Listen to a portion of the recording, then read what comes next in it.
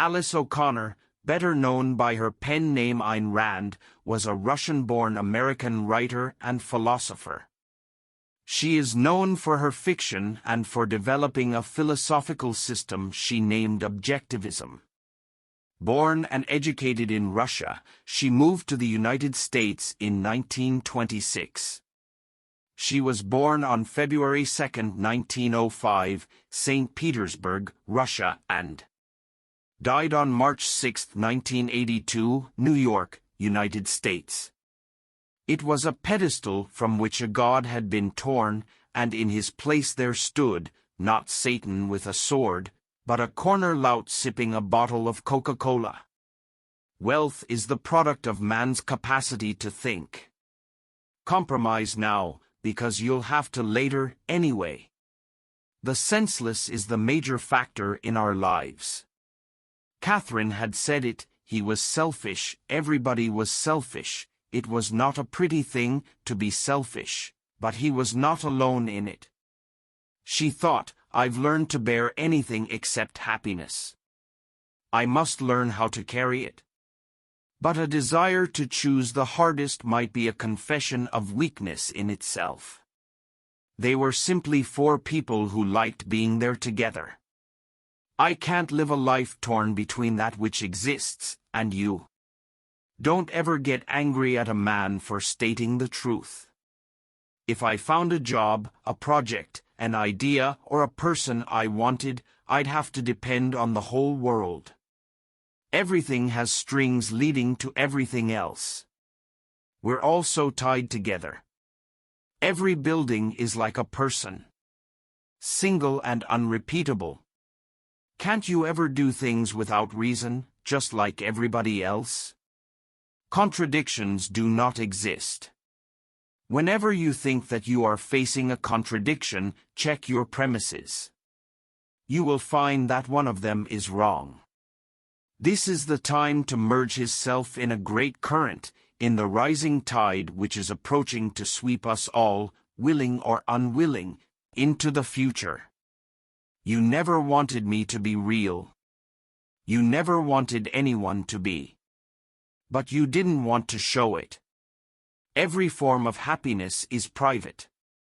I swear by my life and my love of it that I will never live for the sake of another man, nor ask another man to live for mine. She had not noticed him take her hand, it seemed so natural and what she had wanted from the moment of seeing him. Existence is identity, consciousness is identification. It was the joy of admiration and of one's own ability, growing together. It was the greatest sensation of existence, not to trust, but to know. No one's happiness but my own is in my power to achieve or to destroy. But we loved the science of things. We wished to know. We wished to know about all the things which make the earth around us. We asked so many questions that the teachers forbade it. Dare not choose in your minds the work you would like to do when you leave the home of the students. You shall do that which the Council of Vocations shall prescribe for you. We are old now, yet we were young this morning, when we carried our glass box through the streets of the city to the home of the scholars. It is my mind which thinks, and the judgment of my mind is the only searchlight that can find the truth. There is fear hanging in the air of the sleeping halls, and in the air of the streets. Fear walks through the city, fear without name, without shape. All men feel it and none dare to speak. But what is freedom? Freedom from what? There is nothing to take a man's freedom away from him, save other men. To be free, a man must be free of his brothers. That is freedom. That and nothing else. No single one can possess greater wisdom than the many scholars who are elected by all men for their wisdom.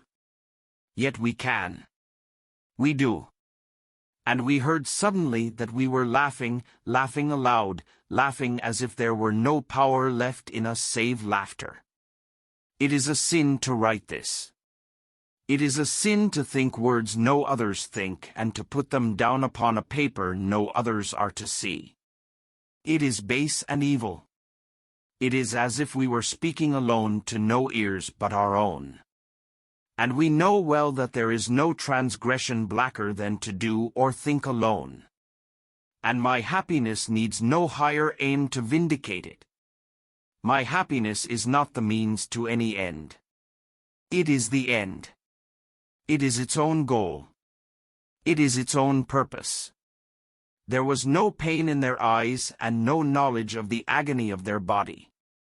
There was only joy in them and pride, a pride holier than it is fit for human pride to be.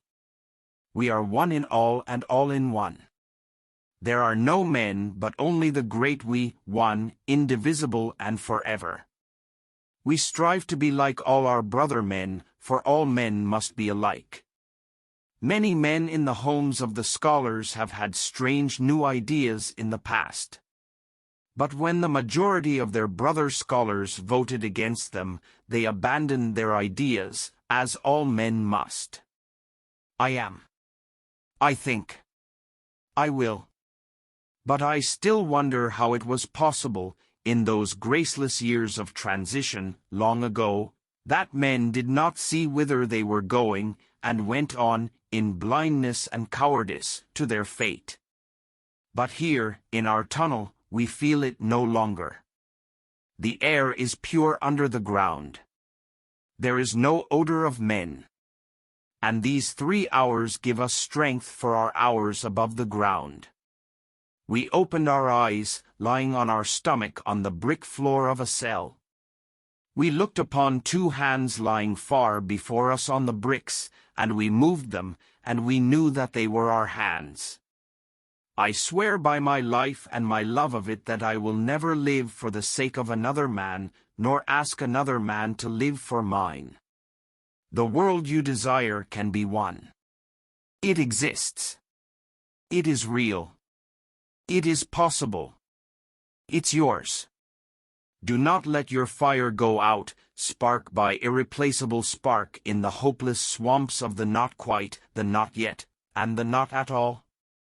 Do not let the hero in your soul perish in lonely frustration for the life you deserved and have never been able to reach.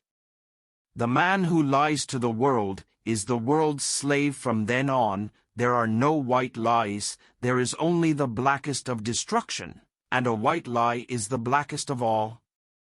If you don't know, the thing to do is not to get scared, but to learn. But what can you do when you have to deal with people?